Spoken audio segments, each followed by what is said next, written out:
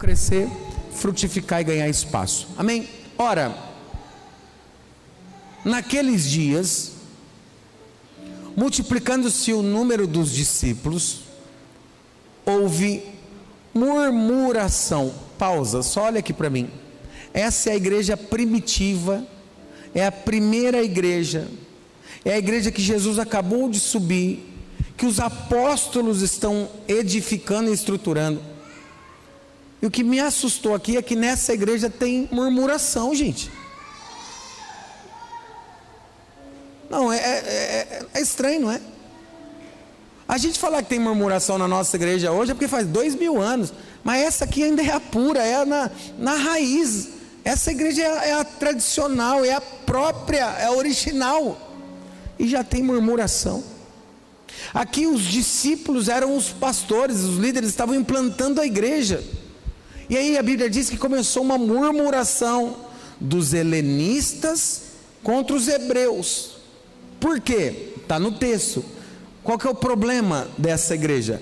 Ela cresceu, multiplicando-se o número dos discípulos, cresceu. Toda vez que uma igreja cresce, cresce também as dificuldades, crescem também os desafios. Na ocasião do texto, a igreja de Atos está crescendo, e aí tem uma briga, um problema, uma murmuração. Por quê?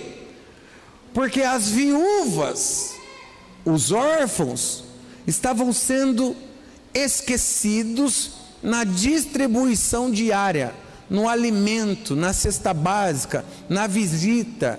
Ninguém estava visitando o órfão, ninguém estava visitando a viúva, ninguém estava levando cesta básica, ninguém estava levando alimento. E aí começou o pau quebrar na igreja. Eu achava que era só aqui que acontecia isso, pastor. Eu achava que as pessoas, mas ninguém me visitou essa semana, mas ninguém me deu uma cesta básica. Eu pensava que era só aqui, mas a igreja de Atos já está com esse problema. E aí o que vai acontecer agora é muito importante para a gente entender. Olha o que os discípulos, os apóstolos fazem. Verso 2. Vamos lá. Então os 12 convocaram a comunidade dos discípulos, o povo, e disse: não é bom que nós, os apóstolos, abandonemos a palavra, a pregação, a oração, para poder levar comida na mesa da viúva. Não é saudável que nós que estamos organizando e estruturando tenhamos que parar o que a gente está fazendo para poder fazer uma visita de oração, um socorro, uma cesta básica. Não é razoável, porque alguém tem que cuidar do altar, e alguém também tem que cuidar da mesa. Alguém precisa cuidar do altar, alguém precisa ter um tempo de oração, um tempo de estudo, um tempo de palavra, porque não é só chegar aqui e começar a falar, não, tem que ter um preparo, tem que se ter um estudo, tem que se ter oração. Então não é razoável que a gente saia do altar para socorrer as mesas, mas também não pode deixar de socorrer, tem que ir. Então olha a direção no verso 3. Mas irmãos, escolhei dentre vocês, do meio do povo, isso aqui é importante, precisa de voluntários, precisa de pessoas disponíveis, precisa de pessoas com disposição de servir também, de ajudar, de participar. Precisa de gente que diz: conta comigo, eu quero servir. Mas não basta só querer servir, tem que passar pelo crivo do texto. Olha que interessante. Escolham dentre vocês 7 homens, só que esses homens precisam ter, primeiro, boa reputação. Vai servir, o mínimo que se espera de quem vai servir é que ele tenha uma boa reputação. Escolham dentre vós homens de boa reputação, que sejam cheios do Espírito Santo e que tenham sabedoria. Então vamos lá, o cara tem que ser, a moça tem que ser, a mulher, o homem que quer servir, ele quer servir a Deus. A primeira coisa, e essa é a minha mensagem de hoje, o que é que ele precisa ter? Primeiro, ele tem que ter uma boa reputação. Segundo, tem que ser cheio do Espírito Santo. E terceiro, tem que ter sabedoria. Você vai servir alguém, você vai representar a igreja de Cristo, você vai socorrer alguém. Não é só levar uma cesta básica, tem que fazer isso com excelência. E nós vamos cuidar do altar, e estes vão se encarregar desse serviço. E aí se estabelece o primeiro diácono da igreja. Vamos lá, verso 4. Quanto a nós nos consagramos à oração, ministério da palavra. Verso 5. O parecer agradou a toda a comunidade, e eles elegeram Estevão. Grifa esse nome, porque é sobre ele que eu vou pregar hoje. Ele era homem cheio de fé, e ele era cheio do Espírito Santo. Depois vai falar Filipe, Prócoro, Nicanor, e quando eu falo que Deus é corintiano, aqui ó, o Timão. Tá aqui, Deus separou o Timão. Irmão, Deus escolheu o Timão. Está na Bíblia. Duvido você falar que não está na Bíblia. Foi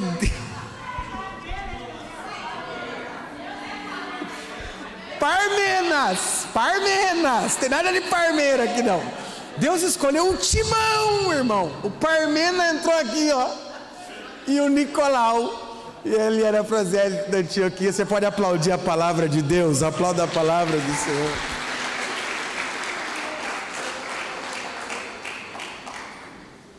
Eu lembro que eu estava no seminário, a gente leu esse texto e o menino falou, tá vendo aí, tem o Timão e o Parmeiras. Eu falei, mas o Timão vem primeiro, irmão.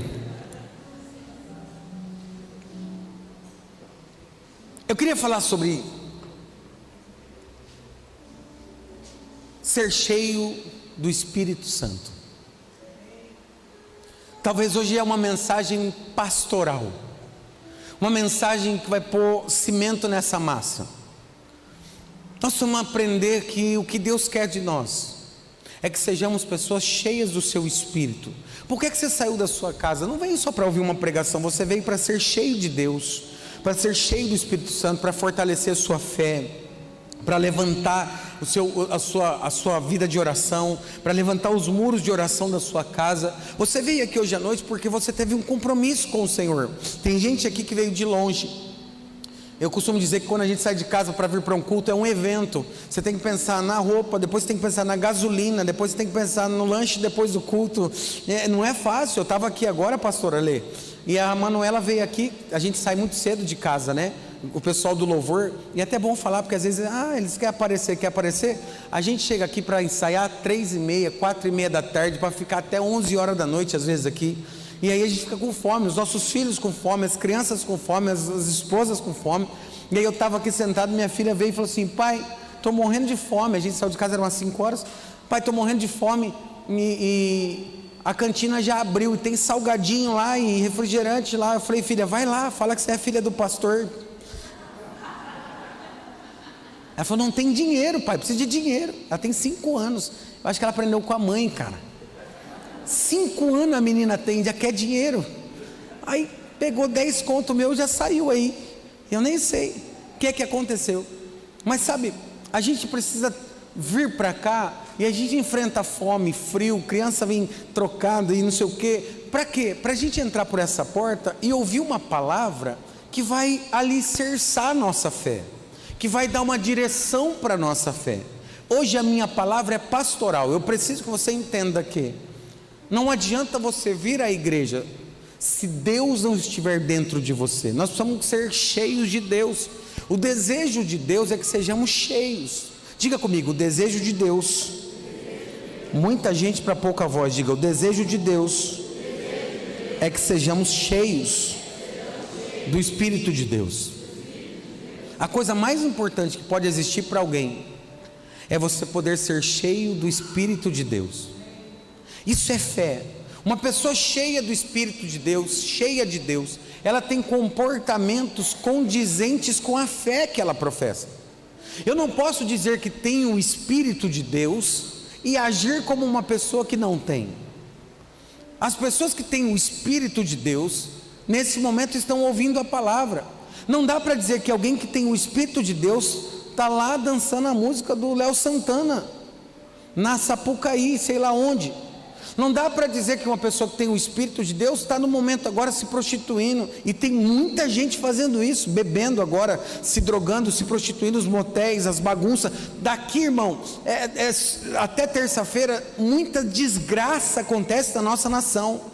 A festa da carne, o carnaval, o desejo carnal, quantas gravidez indesejadas a gente tem, quanta transmissão de doença, quantas traições, quantas famílias são destruídas, quantos lares são arrebentados, quantos pais quebram a confiança dos filhos nessas noites, por causa de 10 minutos, de meia hora, de uma balada, de uma cerveja. Sabe, as pessoas se jogam talvez num lixo, que nunca mais vão sair delas. Por quê? Porque elas não têm o Espírito de Deus.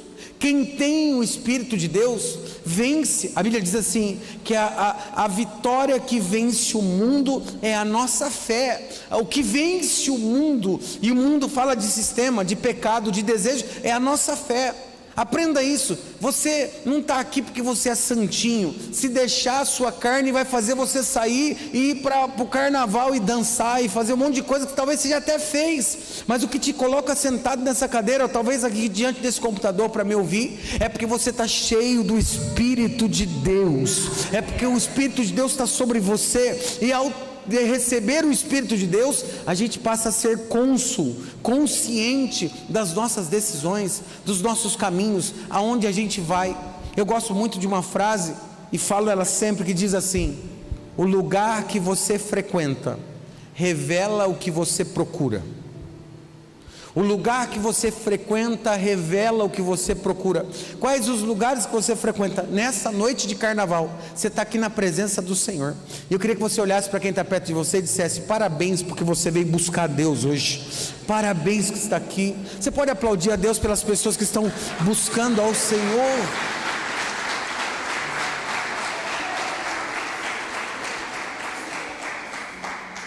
Mas eu queria falar com vocês sobre 3 características, vou falar de 3 rápidas, de uma pessoa que tem o Espírito de Deus. Pastor, como que eu sei se eu tenho o Espírito de Deus? Está acontecendo com esse som aí? Pastor, como é que eu sei se eu tenho o Espírito de Deus? Ora, muitas talvez sejam as características, mas eu separei 3 que estão no texto, para não forçar o texto. Eu não queria fazer uma exegese do texto, até porque eu não sei o que é exegese, mas eu queria aplicar esse texto com você, para que você entendesse a palavra. Olha o que a Bíblia vai dizer no capítulo 6, põe na tela, verso de número 3. Uma pessoa que tem o Espírito de Deus, a primeira coisa que ela tem que ter é uma boa reputação. Ponto 1 da minha mensagem: quem tem o Espírito de Deus tem uma boa reputação. Aprenda isso. Reputação não é só aquilo que os teus inimigos falam de você, porque a gente acha que a nossa reputação ela é medida pela boca dos inimigos. Os inimigos falam o que querem de nós. De repente você já ouviu falar de alguém, ou falaram mal de alguém, ou falaram mal de você, e não é verdade, mas a reputação é o que estão falando de você aí fora. Aprenda uma verdade: nem todo mundo gosta de você, nem todo mundo gosta de mim. Os inimigos vão falar da nossa reputação. Já falaram, vou falar de mim, exemplo. Já falaram que eu tinha separado da pastora Alessandra. Eu estou apaixonado nessa loira, irmão. Agora nós vamos para Goiânia o mês que vem. Vai junto nada.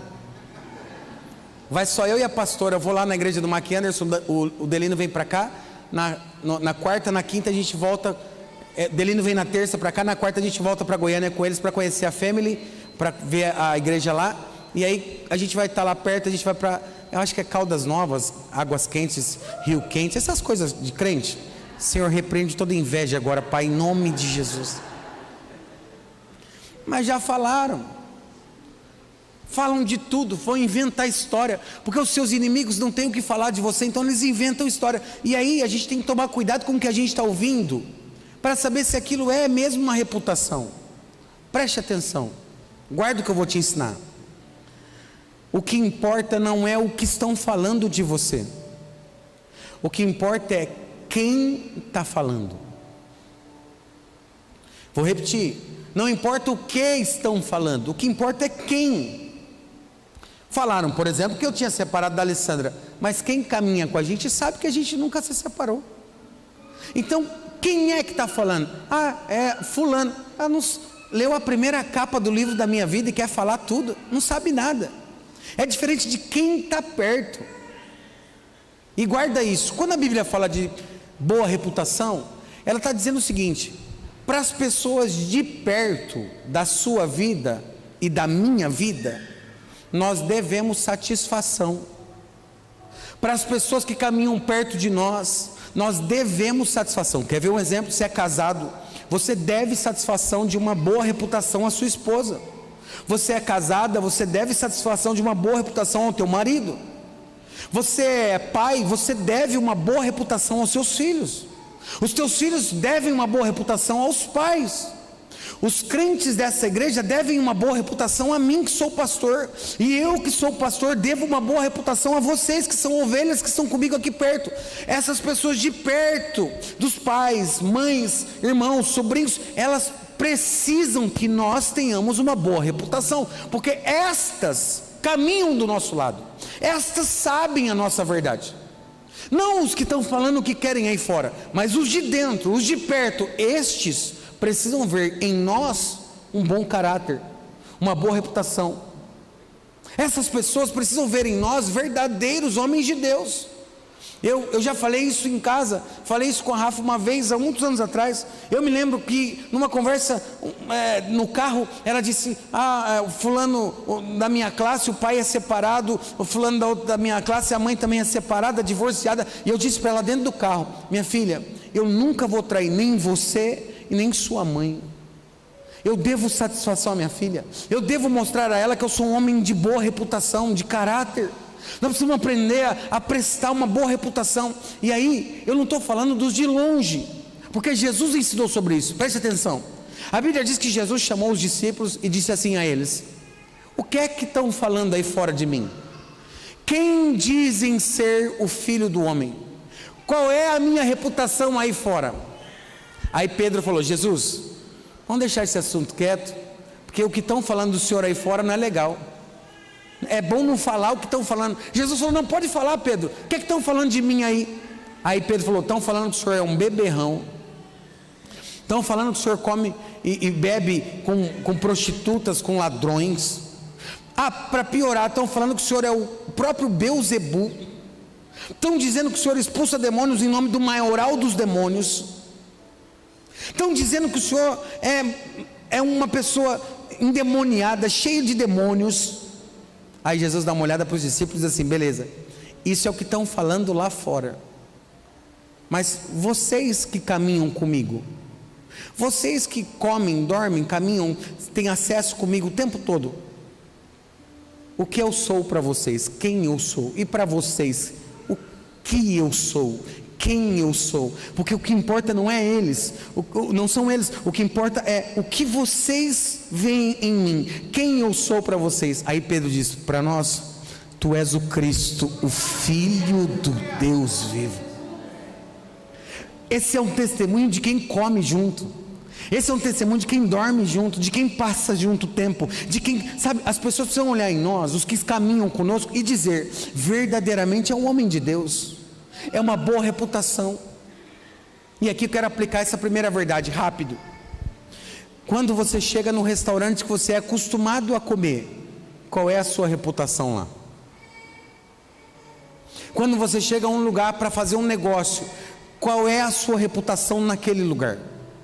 Gente, eu conheço pessoas que saem de um culto como esse, 9 horas, 9h30, chegam num restaurante 10 da noite, 10h30 da noite, Lá tem um garçom que começou a trabalhar às 11 da manhã, o pé dele já está doendo, ele já está suado, o desodorante dele já venceu, ele tem um monte de preocupação, o chefe, o emprego, o salário, ele está ali para trabalhar, não é porque ele quer não, ele está ali porque ele tem que sustentar a família. Aí você chega com a sua família, senta na mesa, o garçom vem com toda a educação, te atende, pois não, aí você começa a dar aquela de marajá, eu quero um copo com gelo, limão, eu quero limão espremido, eu quero água com gás, você dá aquela marajada na mesa, eu quero a pizza com borda de catupiry, e o garçom está ali servindo, anotando, aí ele vem, traz, serve o teu copo, corta o pedaço da pizza, põe no teu prato, ele te atende, mais alguma coisa? Não, senhor, e você está ali igual um marajá, na hora de pagar você diz, tira os 10%.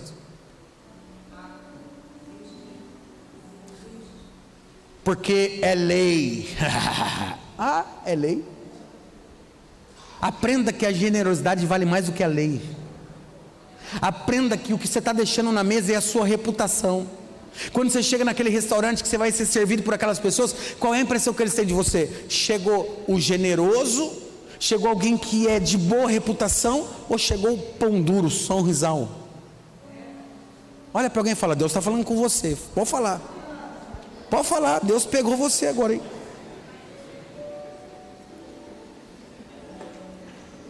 Eu conheço gente que é servida e não é abençoadora.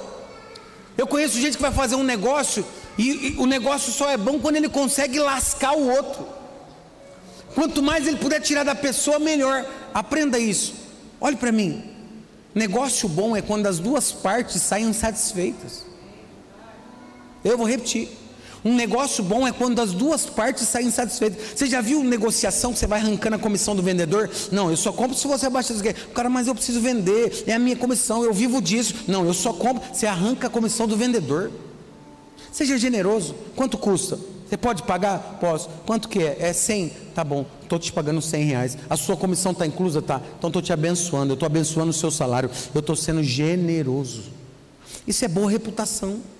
O que falam de você, os que estão perto de você, precisam ver que você é uma pessoa de boa reputação. E eu termino esse primeiro ponto. Aprenda isso. Como você se veste, fala da sua reputação. Como você compra e vende, fala da sua reputação. Os sites que você acessa, fala da sua reputação. Os programas que você assiste, fala da sua reputação. As mesas que você senta, fala da sua reputação. Os lugares que você frequenta, fala da sua reputação. E a Bíblia está dizendo, se alguém é cheio de Deus, tem que ter uma boa reputação. Olha para alguém e fala assim, cuidado com a sua reputação. Diga isso para alguém, cuidado com a sua reputação. Ponto 2, isso aqui é importante eu falar. Capítulo 6, verso 3, coloca na tela. Escolhei irmãos dentre vós, de boa reputação. Agora, olha essa palavra, que sejam cheios do Espírito. Você está cheio do quê? Pastor, estou cheio de ódio. Estou virado no ódio, invocando a ira do ódio. Irmão, você está cheio do quê? Pastor, estou cheio de Netflix, o dia inteiro naquele trem. Você está cheio do quê, pastor? Estou cheio de... Você precisa estar cheio do Espírito Santo. Você conhece alguém que está cheio do Espírito Santo assim, ó, rápido, eu não vou demorar, presta atenção. As pessoas precisam ter a ciência de ser cheios do Espírito Santo. É você ter uma palavra na hora correta, do jeito correto. Tem gente que diz assim, olha rapaz, apareceu um caroço no meu braço. Aí o outro fala, meu Deus, olha, eu já vi gente morrer por causa disso aí. Você conhece alguém assim? Cheio de pessimismo. Você fala para alguém, vai dar certo, cara, não sei não, acho que está vindo um outro coronavírus agora, tem que tomar 17 vacinas. Você viu, a máscara já voltou, hein? O cara fica pondo terror. Você conhece alguém assim? É rapaz, faz o L agora que você vai ver, o pau vai quebrar. Torcendo para dar errado, torcendo para virar tudo de ponta cabeça. Gente cheia de pessimismo, gente que não tem coragem para nada. Você tentou, tentei, mas não dá certo não. Eu namorei uma menina, não dá certo, não vou mais namorar. Aí eu casei, não deu certo, agora também não vou mais casar. Eu comecei um negócio, quebrei. Irmão, você tem que ser cheio do Espírito Santo.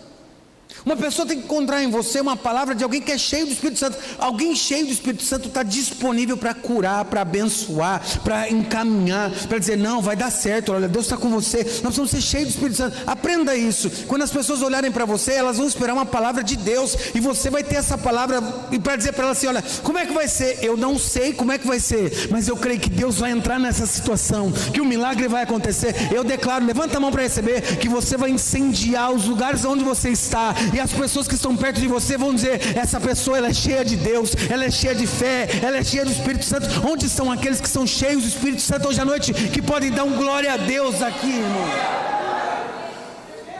É gostoso andar do lado de gente que tem o Espírito Santo, que tem otimismo, que é cheio de fé. É gostoso você falar para ele, irmão, eu estou pensando em abrir a igreja 4, ele fala, pastor, vamos para 5, você fala, cara, você está mais louco do que eu. É gostoso você falar com algum amigo que te incentiva, que te encoraja, dizendo, olha, vamos, levanta dessa cama, vamos fazer uma academia, vamos, coloca um tênis, vamos comprar uma bicicleta, vamos viver a vida, vamos viajar. A gente cheia de vida, de alegria. Agora, a coisa pior que existe é se andar do lado de gente que te puxa para baixo. Aqui não tem não, hein? Não estou mandando indireta para ninguém, nem na internet, não é aqui, é numa igreja que eu fui pregar aí. Tem marido que a mulher fala assim para ele, estou pensando em fazer um curso. Ele fala, você está velha, vai morrer, o que você quer fazer? Como é que é? Você já está velha, o que você quer? Como assim? Você está no bico do corpo, está morrendo, você quer fazer faculdade agora? A gente tem que incentivar. Conhece os maridos? Que ele fala para a esposa assim, amor, estou pensando em fazer o curso para sair desse emprego. Fica lá mesmo, sua capacidade já está ganhando muito ainda. Você fala, meu Deus, queria que alguém me incentivasse. Não, você não tem capacidade, fica quieto lá, porque olha, só Jesus na sua vida, você é um cabeça dura. Aí começa o cara só queria fazer um curso. Tem filho que ouve do pai assim, moleque, você não vai chegar a lugar nenhum, você é burro. Sabe o que eu aprendo aqui? Que tem gente que é cheio de ódio, de mágoa, de dor, e ele quer jogar isso nas costas dos outros. Mas eu tenho aprendido, na minha vida tem sido assim. Todas as vezes que alguém diz, você não vai conseguir, você não tem jeito, você não vai... É a mesma coisa de estar falando assim, vai para cima, moleque, vai, arrebenta, cutuca. Eu quero acreditar que a força contrária da sua vida vai te projetar. Amém ou não amém? Eu quero declarar que as palavras contrárias não vão te derrubar, isso vai ser um desafio para você. Levanta a mão, receba isso. O Espírito Santo vai te fortalecer, você vai ser cheio do Espírito Santo, e você vai vencer suas lutas, suas crises. Chega de ficar depressivo tomando remédio, você vai ser cheio do Espírito Santo e vai arrebentar em nome de Jesus. Sabe quando você conhece alguém que está cheio do Espírito Santo? Ele está sonhando o tempo todo, ele está voando, ele está desejando construir. Você fala, mas esse é perturbado da cabeça? Não, eu sou cheio do Espírito Santo. Você não vai entender, mas Deus está me incendiando, Deus está me incomodando. Ei, você pode não acreditar, mas esse é o melhor ano da minha vida. Você pode não acreditar, mas esse ano eu vou arrebentar. Eu estou pregando para alguém aqui hoje, eu estou falando com alguém aqui hoje. Nós precisamos de pessoas cheias do Espírito Santo. Nós precisamos de gente que encoraja, que incentiva, gente que tem Deus, gente que o pecado bate na porta e ele diz, não, eu não quero. Por que você não quer? Porque eu estou cheio do Espírito Santo. Mas você não vai fumar essa maconha, você não vai trair sua mulher, você não vai mandar esse nudes, você não vai dançar a música do Léo Santana, vai, não sei o que, vai, não vou. Satanás, não vou. Conhece a música, né, irmão? Só Jesus na sua vida. Nós precisamos ser cheios do Espírito Santo, de pessoas cheias de coragem, sabe? Pessoas cheias de unção, cheias de graça, cheios do Espírito Santo. Eu contei isso ontem lá no testemunho, que eu falava para os jovens e adolescentes, e eu com 13 anos eu já era cheio do Espírito Santo, irmão. Na igreja, na escola, os moleques me chamavam de pastorzinho. Eu nunca bebi, está aqui minha família, meus pais, está aí meus irmãos, minhas primas, está tudo aí. Eu nunca bebi, eu nunca fumei, eu nunca passei uma noite na balada. Eu casei virgem, com a loira que falaram que eu separei, que separei nada, eu estou colado. Eu nunca me desviei do evangelho. Eu cresci na igreja, vivi na igreja, hoje eu sou pastor, vou morrer na igreja. Na escola os moleques me chamavam de pastorzinho, eu ficava bravo, mas hoje eu glorifico, porque desde lá eles já profetizavam na minha vida a melhor escolha da minha história. Nós precisamos entender que é alguém cheio do Espírito Santo, ele atrai coisas boas, ele é abençoado. Eu posso levantar a mão e profetizar? Levanta a mão, recebe aí. Eu quero declarar que hoje o Espírito Santo vai descer sobre você, vai encher você, sua casa, sua família, os seus sonhos e aquilo que você não estava conseguindo vencer antes. Receba essa palavra pastoral. Eu declaro que você vai vencer a partir de hoje, não porque você tem força, mas porque você está recebendo uma porção do Espírito Santo de Deus. Quem recebe dá um grito de glória a Deus para acordar essa cidade, irmão. Por que você não vencia e hoje você vence? Porque hoje eu tenho o Espírito. E para fechar, o texto diz: tinha que ser de boa reputação. 2, tinha que ser cheio do Espírito Santo. E 3, isso é muito importante, tem que ter sabedoria. Está no texto, coloca o verso 3 e a gente fecha. Escolhei, pois, irmãos, dentre vós 7 homens de boa reputação, cheios do Espírito Santo e cheios de sabedoria. Olhe para mim, eu vou terminar. Você sabe o que é ser cheio de sabedoria? Você sabe o que é ter sabedoria? Sabedoria é algo tão importante que quando Deus falou com Salomão: pede o que você quiser que eu vou te dar agora, ele falou: eu quero só sabedoria. Ele não pediu: mata minha sogra, Senhor, agora, em nome de Jesus. Ele não disse: Senhor, que o Palmeiras tem um mundial. Ele nunca falou isso. Ele falou: Senhor, eu quero ter sabedoria. Sabedoria. Você sabia que tem gente que está fechando porta porque não está tendo sabedoria? Sabia que tem gente que está perdendo casamento porque não tem sabedoria? Sabia que tem gente que está perdendo relacionamento com os filhos porque não é sábio no que fala, fala sem pensar, ofende, machuca? Você sabia que relações estragam por causa de uma ligação, de um áudio, de um momento de nervoso, de uma discussão, de uma briga, de um campo de futebol, por causa de que não tem sabedoria? Gente sem sabedoria fecha a porta, gente sem sabedoria cria inimigos, gente sem sabedoria joga ministério fora, gente sem sabedoria, Maria vai com as outras, está todo mundo fazendo isso aí. Não tenha sabedoria, entenda para aquilo que você foi chamado. Mas o fulano não está mais perto de mim. Ele não está, mas eu continuo, porque eu tenho sabedoria naquilo que Deus me deu. Mas ciclano agora está fazendo isso aí, glória a Deus, deixa ele fazer. Eu continuo na minha posição, porque eu tenho sabedoria. Eu preciso ter sabedoria para administrar. Tem gente que ganha dinheiro, muito dinheiro, mas não tem sabedoria, perde tudo. Tem gente que está no 3º, 4º casamento, é o Fábio Júnior Gospel. Ele acha que o problema é a mulher, se arrumar outra vai dar certo. Não, o problema é que você não tem sabedoria.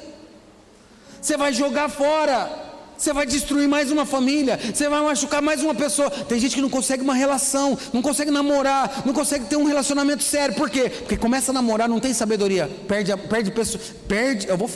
perde pessoas que são bilhetes premiados da Mega Sena, porque não tem sabedoria. Perde emprego, perde carro, perde casa, perde dinheiro, porque não tem sabedoria. Faz de qualquer jeito, sai tomando empréstimo, pega empréstimo para pagar empréstimo, fica na mão do agiota. O agiota é seu amigo, liga todo dia para você. Gente que não tem sabedoria, gente que não pondera as coisas. Eu ouvi uma frase interessante que eu acho que vai servir para ilustrar isso aqui. Preste atenção.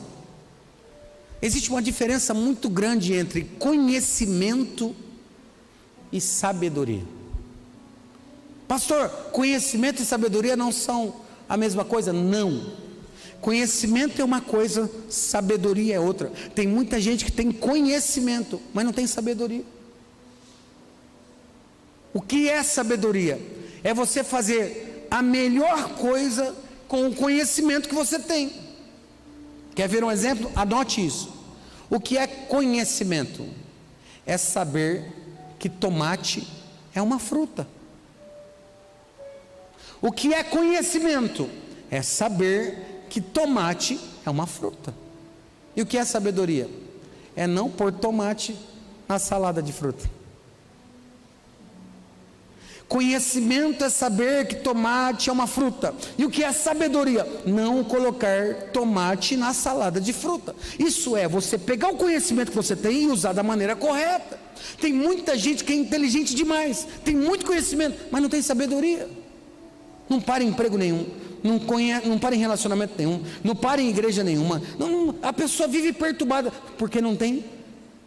A Bíblia diz: quem quiser sabedoria, peça a Deus. Levanta a mão, deixa eu liberar uma palavra. Eu estou liberando uma palavra de sabedoria para você hoje. Você vai ter sabedoria para administrar os seus negócios, sabedoria para administrar os seus recursos, sabedoria para tomar as decisões, sabedoria para guiar a sua casa, sabedoria para guiar a igreja, sabedoria para guiar. Levanta a mão, vai recebendo isso do céu agora. Isso é profético. Deus derrama sobre nós sabedoria, sabedoria para falar, sabedoria para cuidar dos filhos, sabedoria para cuidar do casamento, sabedoria para cuidar do trabalho, sabedoria para investir o dinheiro, sabedoria, Senhor, para definir os próximos passos da nossa vida. Nós precisamos ter sabedoria. Derrama sabedoria sobre nós, que sejamos cheios do Espírito Santo, sejamos de boa reputação e que tenhamos sabedoria. Que essa seja a palavra para nós hoje à noite, Pai. Que possamos sair daqui cheios de sabedoria, para que o Teu nome seja glorificado, para que o Teu Evangelho seja pregado e que para que a gente seja testemunha do Teu milagre e do Teu poder, em nome de Jesus.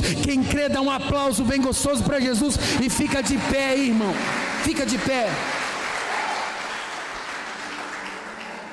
Diga comigo: boa reputação, cheio do Espírito Santo e cheio de sabedoria.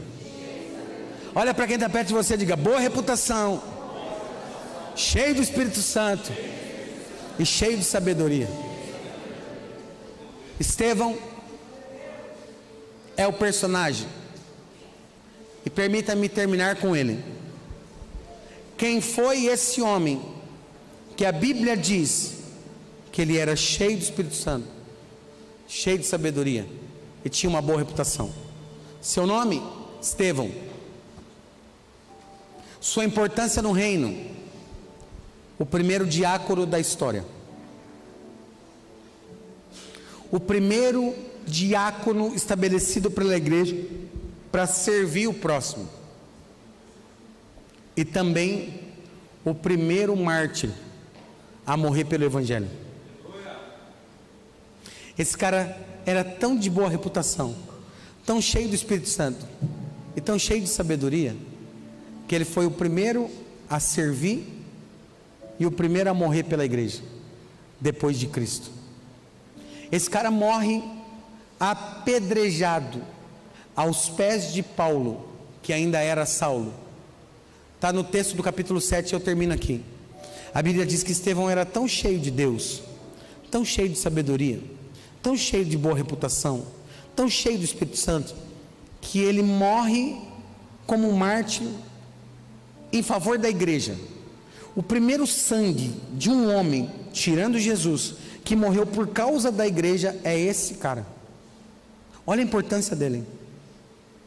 Mas a Bíblia diz que quando Estevão está morrendo e sendo apedrejado por causa da igreja, ele levanta os olhos para o céu, e a Bíblia diz que ele vê o céu aberto, ele vê o Cristo ressuscitado, ele vê Deus, ele vê os anjos, ele vê o céu, ele tem uma experiência com Deus, ele está enxergando o lugar para onde ele vai, e ele morre adorando, ele morre celebrando, ele morre estabelecendo um marco. É daí, é desse momento que, quando matam Estevão, que a igreja explode no mundo, que a igreja se esparrama pelos quatro cantos dessa terra, e a igreja e o evangelho faz chegar até hoje, chega até os dias de 2023, e em 2023, Estevão não está aqui, mas você está aqui, eu estou aqui, e é nessa geração que eu estou dizendo: eu quero abrir mais igreja, quero pregar o evangelho, quero avançar, quero entrar nos bairros, queremos falar de Jesus, vamos fazer conto de casal, levar jovens para